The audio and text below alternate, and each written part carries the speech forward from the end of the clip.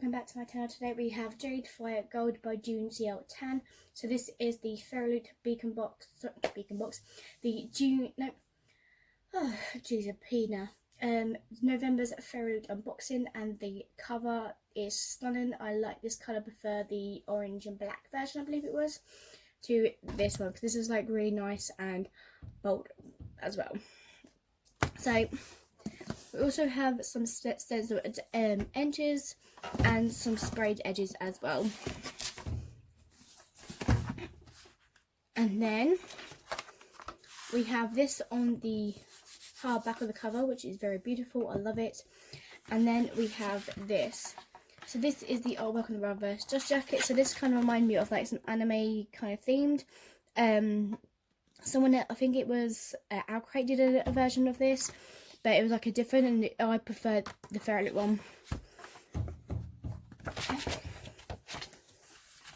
So in the brink of the Empire, on the war, in the Empire at the brink of the war, Anne is no one with no past or no family.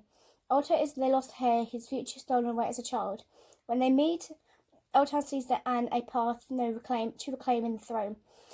Anne sees a way to finally unlock her past and understand that the lethal magical abilities, but they may have to pay far deadlier price than either could have ever imagined. So that was the bookmark that was in the Fairy Loop. And then on the back, we actually have this. This is a girl I have to put my faith in. This is the girl who will help me get my throne back. This is the girl who will either be my salvation or the damnation of the entire world. Beautiful.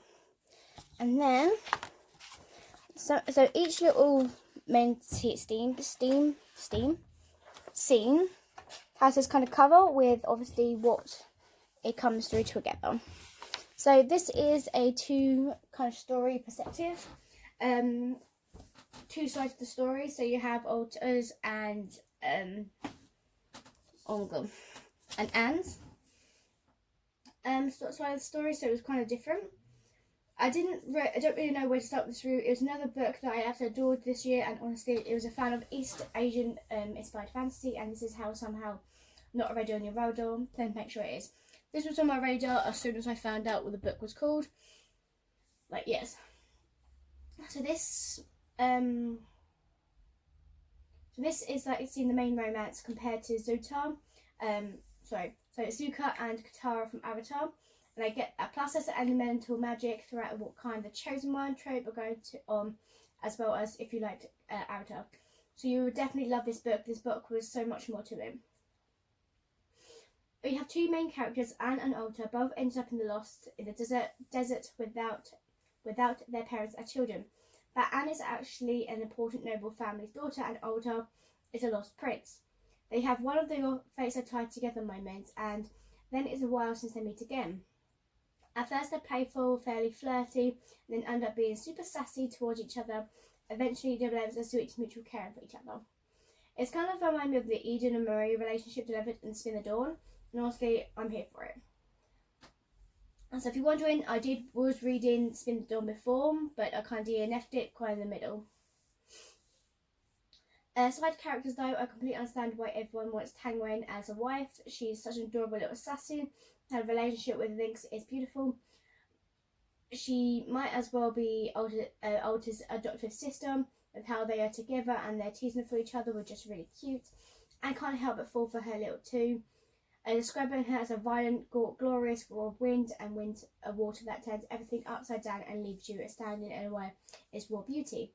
As far as it's shown, Anne sees her solely in a friend way as a description of another female. It's just so lovely it had to have in a book.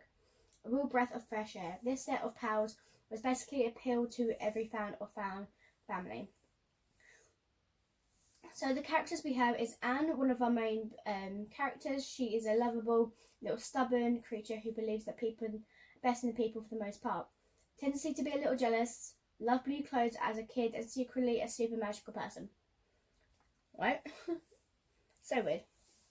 Alta, the other character, main character, his heart is in the right place, but he needs a shouting out. A lost prince in a land that's got a little bit of worry thanks to bad cases of colorism and genocidal. Then we have Tangwei, Tangui. I do apologise, I can't say these words properly. Adorable little assassin who loves her girlfriend Lynx very much. Oldest closest friends, kind of like a sister to him, and would kill anyone in a heartbeat to protect someone she loves. And as sassy as hell too. She was sassy. Lynx, the mum, adorable again, and does her absolute best to look out for everyone. Her and Tangwen's love is clear to everyone to see for everyone. Then we have Liu, very mysterious. He's good. Is he good or bad? He's a very powerful magic user though. And then we have Taishin, needs a cuddle and everyone should protect him. Little cute musician, adorable. The magic system is elemental and it's really similar in some way to Avatar. People have altered towards certain elements, but some can master multiple elements. And it's kind of a supernatural creature herself, besides being the little life stealer. Especially, she can take the life force out of someone, and Alter, for that reason, kind of wants to see her dead. But he's also kind of likes of hers, so there's a mental confusion for him, which was confusing to me. June covers the continent in the world too, and one thing that would stick up in mind for everyone, one specific, is history is never written by its victims. This is really important throughout the story, as no one could ever see the truth about their country's past. Instead, they're being taught identically things in education. It's something you would make think, and I think that's important for any book, especially in a young adult book. Mothers often said, I was a sun to her moon, but if you were the moon, I was a tide that embedded and flowed with her paw. So beautiful. For me, it was a fast-paced book. In some places I feel like it was more, because I had to keep reading. It was pretty rare for me to finish a book in just over a day. So over a day pretty much was like a day and a half for me to read this. And I was like, oh, okay. Because I wanted to carry on reading. I wanted to know what the hell happened in this book. And I just wanted to continue reading. So, I just had to know I had to plan out what the main side characters would be okay, even though I could vividly picture the stories in each part. So, I was just so glad that we had this story, but my only bad thing is that I need a follow-up. The project leads itself into another story. Please, please, please, I need it. Literally, if there's going to be another book, I am going to be so happy. Like, mwah.